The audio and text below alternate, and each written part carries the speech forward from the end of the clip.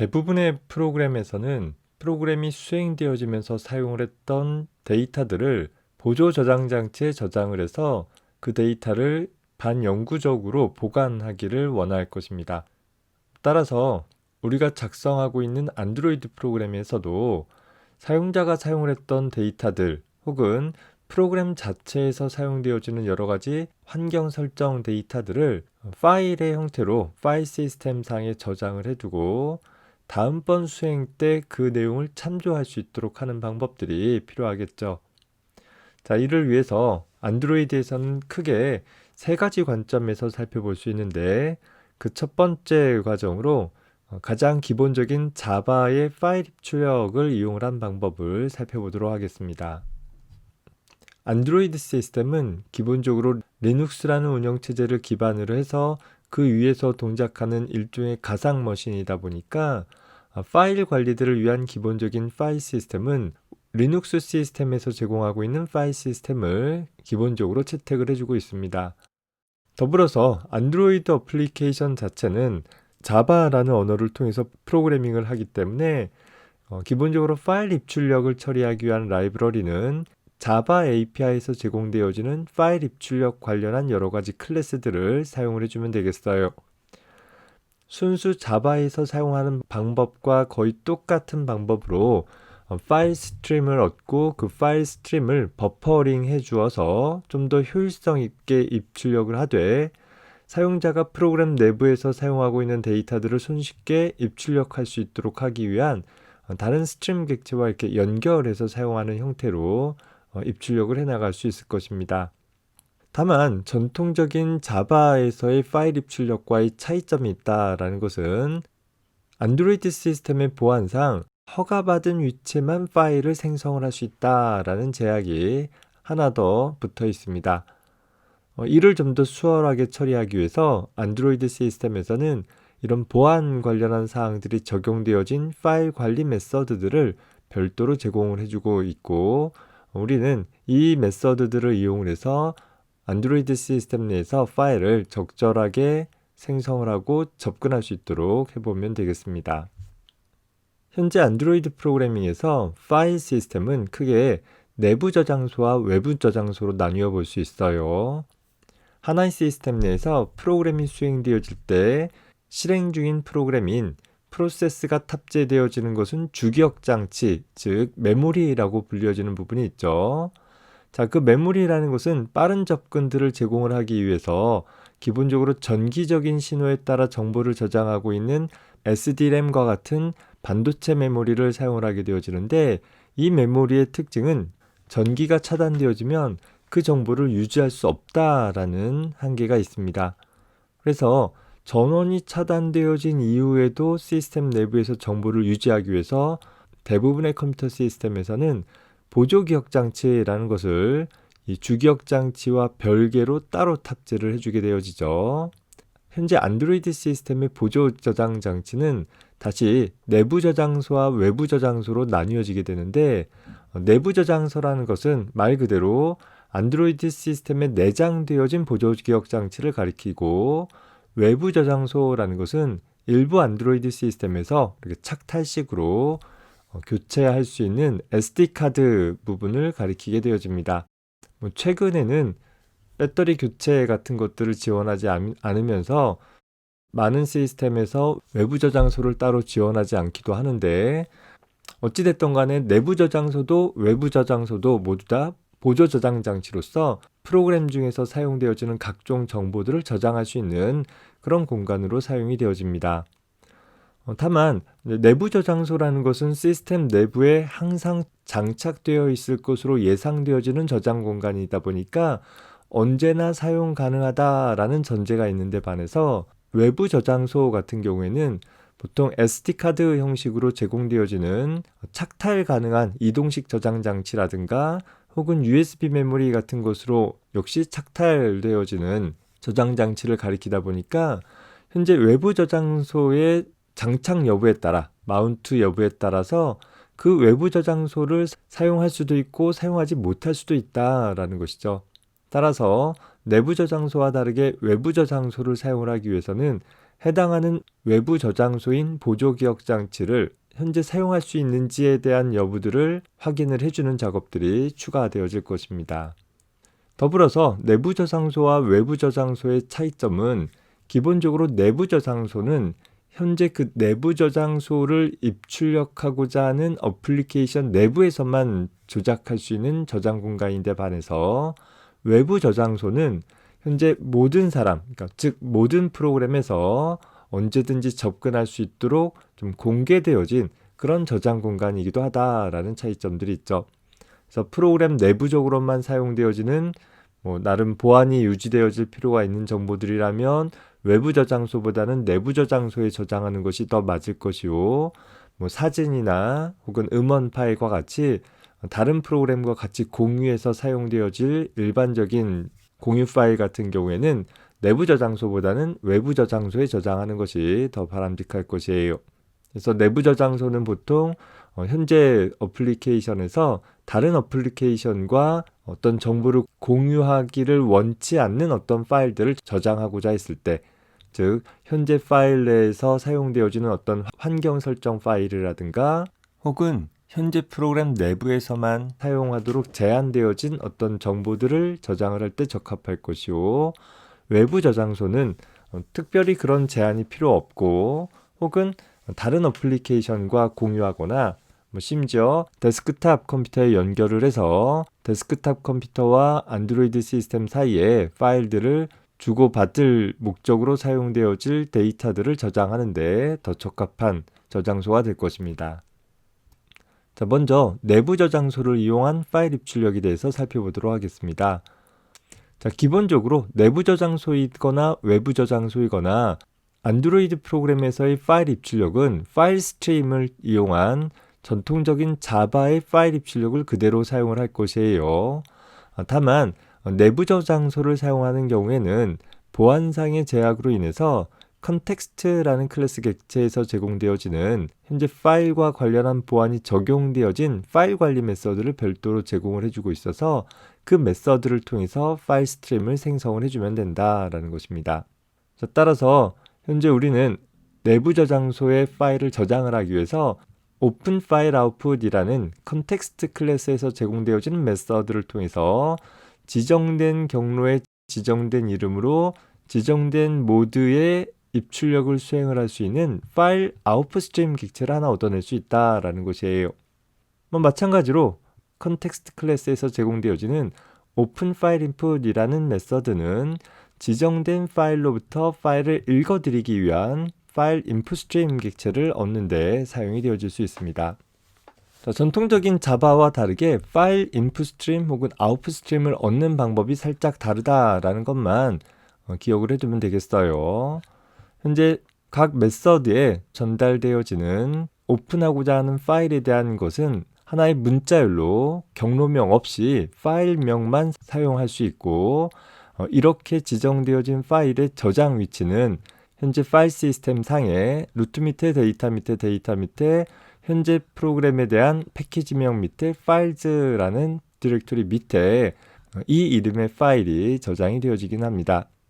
API 레벨에 따라 구체적인 저장 위치는 조금씩 달라질 수 있기는 하는데, 어찌됐든 간에 현재 어플리케이션의 내부 저장소로부터 지정된 이름의 파일을 입출력한다라는 것이기 때문에 어디에 저장되어지는지는 크게 중요하진 않을 거예요.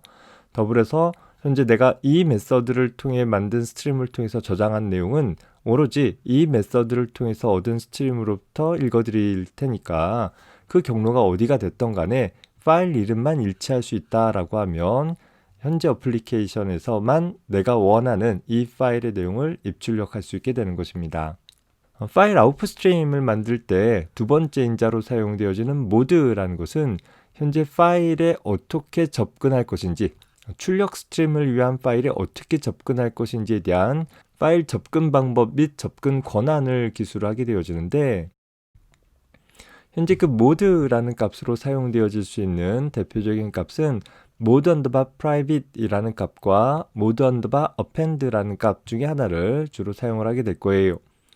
자, 기본 모드 값은 mode underbar private 이라는 값으로서 현재 오픈하고자 하는 파일을 단독적으로만 사용할 수 있도록 베타적인 모드로 파일을 생성해라 라는 그런 모드 값인 것이요. mode underbar append라는 모드 값은 현재 파일이 이미 존재한 경우에 기존에 있는 내용에 현재 추가하는 내용을 추가해 갈 수 있는 append 모드로 오픈을 해라 라는 그런 접근 권한이기도 합니다. 일반적으로 우리가 파일을 로깅해 나가는 어떤 정보들을 계속적으로 로깅해 나가는 경우가 아니다라고 한다면 append 모드는 자주 사용되어지지 않겠죠. 이번 시간에 우리가 파일 입출력과 관련해 가지고서 다양한 방법들을 다뤄볼 텐데 각각의 방법들에 대한 입출력들을 처리하기 위해서 간단한 예제를 구성해 봤습니다. 현재 어플리케이션의 구성은 수직 방향의 리니어 레이아웃을 갖고 있는 레이아웃 파일에서 현재 수평 방향의 리니어 레이아웃을 하나, 두 개 두어서 첫 번째 리니어 레이아웃에는 에딧 텍스트 두 개를 이름과 전화번호를 저장할 수 있는 에딧 텍스트 두 개를 부착을 했고 두 번째 수평 방향의 리니어 레이아웃에는 세 개의 버튼을 할당을 해 주었습니다. 자, 그리고 나서 이 아래쪽에 파란색으로 표현되어지는 것은 하나의 텍스트 뷰를 소위 표시창 역할을 할 수 있도록 배치를 해 놓은 것입니다. 자, 그래서 하고자 하는 일은 이 에딧 텍스트에 입력한 내용을 파일에 저장하거나 삭제하거나 수정하는 일들을 처리해 볼 것이요. 그 파일로부터 읽어드린 내용을 이 아래쪽에 텍스트 뷰에다가 읽어다가 출력해주는 간단한 프로그램을 작성해 보고자 합니다. 기본적인 입출력에 대한 테스트를 해보는 것이고 이 입출력에 대한 처리를 여러분들이 해낼 수 있다라고 하면 얼마든지 여러분들이 원하는 정보들을 저장하거나 읽어드릴 때 활용을 해볼 수 있으라고 봅니다.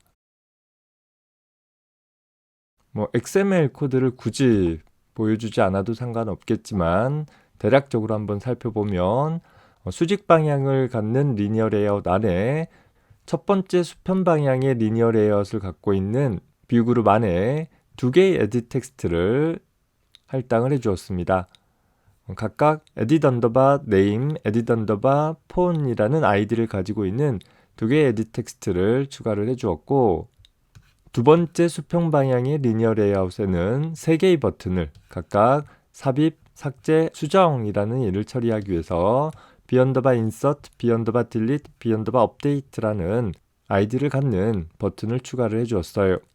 더불어서 이 세 개의 버튼은 버튼이 클릭되었을 때 무엇인가 일을 처리하도록 하기 위해서 m_on insert click, m_on delete click, m_on update click이라는 별도의 핸들러 메서드를 onClick 속성을 통해서 각각 지정을 해 주었습니다.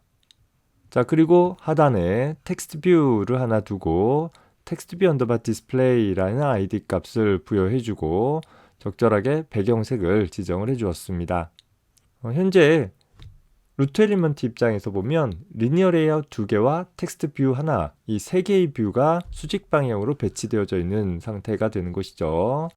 다만 경계면하고 적절하게 띄워서 줄 수 있도록 하기 위해서 루트 레이아웃인 리니어 레이아웃에는 패딩 속성을 지정을 해가지고서 적절한 여백을 부여해 주었습니다.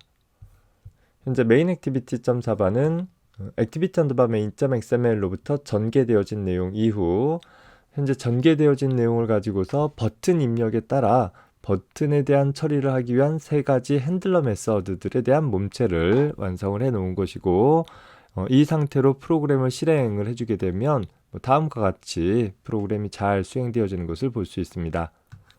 현재 에딧 텍스트에 name 혹은 폰 넘버라고 표현되어지는 것은 힌트라는 속성을 통해 가지고서 사용자에게 여기다가 어떤 값을 입력하면 되는지를 나타내 주도록 구성을 해 본 것이죠.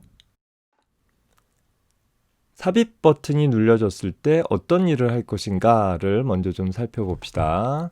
자, 삽입 버튼이 눌려지게 되어지면 m_on insert click이라는 핸들러 메서드가 호출되어지되 이 m_on insert click이라는 핸들러 메서드 내에서는 open file output이라는 컨텍스트 객체의 메서드이죠. 현재 액티비티의 메서드를 통해서 하나의 파일 스트림을 얻게 될 것이에요. myContext.txt라는 이름으로 지정된 경로로부터 데이터를 저장할 수 있는 스트림 객체를 어펜드 모드로 오픈을 시켰습니다. 일반적이지는 않지만 현재 우리 구성이 입력할 수 있는 에드 텍스트가 하나밖에 없기 때문에 마지막에 입력한 하나의 값만 저장하도록 하는 것은 좀 활용도가 떨어질 것 같아서 입력되어지는 내용들을 쭉 누적해서 기록할 수 있도록 처리를 해본 것입니다. 자, 더불어서 현재 이렇게 얻은 파일 아웃풋 스트림 객체는 단순하게 바이트 단위로 입출력하는 바이트 스트림이잖아요. 좀 더 효율적으로 입출력하기 위해서는 버퍼링을 이용을 한 버퍼드 아웃풋 스트림 객체로 체이닝해서 사용을 한 것이요. 따라서 이 BOS라는 객체는 이 파일에다가 버퍼링해서 출력할 수 있는 스트림 객체가 되는 것이죠. 다시 이 버퍼드 아웃풋 스트림 객체는 데이터 아웃풋 스트림 객체의 체이닝해서 사용을 해가지고서 이 DOS라는 객체는 이제 데이터를 이 파일로부터 버퍼링해서 입출력을 하되 내가 프로그램 내에서 사용하는 기본 자료용의 데이터 타입을 가지고서 입출력할 수 있도록 하는 기능을 제공을 해주고 있습니다. 간편하게 사용자가 프로그램 내부에서 사용하는 자료용의 데이터들을 쉽게 출력할 수 있도록 하기 위해서 종종 사용되어지는 구조인 것이죠. 따라서 우리는 현재 에디 텍스트에 입력한 내용들에 대한 문자열을 얻어오고 그 얻어온 문자열을 데이터 아웃풋 스트림 객체를 통해서 출력하는 일을 담당하도록 했어요. 이렇게 우리가 체이닝해서 사용하게 되어지면 FOS나 BOS를 통해서 출력할 수도 있지만 최종적으로 연결되어진 데이터 아웃풋 스트림을 통해서 입출력하는 것이 가장 효율적인 선택이 되겠죠. 내가 가지고 있는 것이 문자열이지만 문자열을 어떻게 바이트 스트림으로 나누어서 전달할 것인지에 대한 고민 없이 그저 데이터 아웃풋 스트림에서 제공되고 있는 write UTF라는 메서드를 이용을 한다면 하나의 문자열의 내용을 적절한 방식으로 이 지정된 파일에 저장을 해줄 수 있는 것이죠. 그래서 처음에 이름에 대한 값 저장하고 전화번호에 대한 값을 저장을 하고 모든 저장들이 완료되어질 수 있도록 하기 위해서 우리가 버퍼드 아웃풋 스트림을 사용을 했기 때문에 플러시 메서드를 명시적으로 호출해 줌으로써 현재 버퍼에 기록되어진 내용들을 온전하게 파일에 저장할 수 있도록 구성을 해 놓은 것입니다. 물론 명시적으로 플러시를 하지 않더라도 스트림 객체가 닫혀지는 순간에 플러시가 일어나기는 하지만 때때로 스트림이 닫혀지는 순서가 좀 달라진다라고 하면 내가 여기서 입력한 내용들이 기록이 되기 전에 스트림이 닫아져서 사용자는 데이터가 기록이 됐다라고 인지를 하고 있으나 실제 데이터가 기록이 안 되어지는 일이 발생되어질 수도 있어서 명시적으로 모든 처리가 끝난 다음에 플러시 메서드를 강제로 호출을 해주고 있는 것입니다. 이런 스트림 객체를 사용을 할 때에는 해당하는 스트림을 생성할 때나 혹은 데이터들을 입출력할 때 예외가 발생되어질 수 있기 때문에 반드시 예외 처리를 강제화해주고 있죠. 자, 그래서 현재 파일 not found exception 같은 경우는 파일 스트림을 새로 생성을 할 때 해당하는 파일이 없거나 특히 아웃풋 스트림 같은 경우에는 해당하는 경로를 제대로 찾지 못했을 때 발생되어지는 예외이기도 하고 실제 입출력 처리를 수행을 할 때는 IO exception이 발생되어질 수는 있어요. 현재 상황에서는 파일 not found exception도 IO exception도 발생되어질 가능성이 없다라고 단정을 해서 아무런 처리는 하지는 않아 두었습니다. 하지만 조금 더 안전한 프로그래밍을 위해서는 각각 저런 상황이 발생됐을 때 무슨 일을 해야 되는지를 기술을 해주는 것이 필요할 것이에요. 다만 오픈 파일 아웃풋이라는 메서드는 특별한 경로명 없이 지정된 경로로부터 파일을 만들어내는 것이니까 파일 not found exception이 발생할 일은 거의 없을 것이에요. 더불어서 현재 try catch절과 별개로 finally라는 구문에서 현재 이 안에서 이 try절에서 만들어진 각각의 스트림 객체가 할당되었다라고 하면 이제 스트림을 종료하기 위해서 close라는 메서드를 호출하는 구문을 사용을 했습니다. close라는 메서드 역시 처리되는 과정 중에서 IO exception이 발생될 수 있기 때문에 try catch절로 감싸 주었고 모든 객체가 항상 다 만들어지는 것은 아닐 수도 있기 때문에 현재 객체가 할당되었으면 클로제라라는 처리를 구성을 해두었습니다.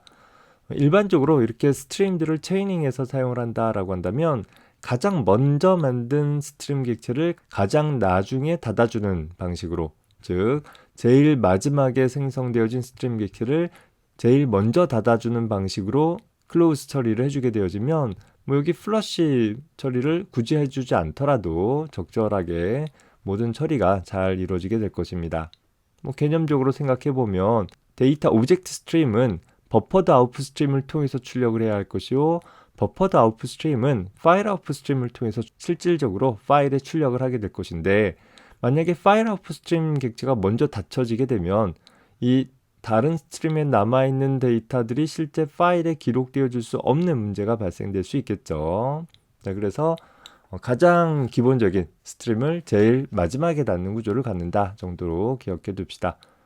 자, 해서 현재 에딧 텍스트에 입력되어지는 내용을 파일에 저장을 했고, 저장된 내용을 화면에 표시창 역할을 하는 그 파란색 텍스트 뷰 상에 출력할 수 있도록 하기 위해서 디스플레이 컨택트라는 메서드를 호출을 하도록 했고, 에딧 텍스트의 내용은 이제 저장이 되었으니까 다른 내용들을 수월하게 입력할 수 있도록 빈 칸으로 만들어 주었습니다.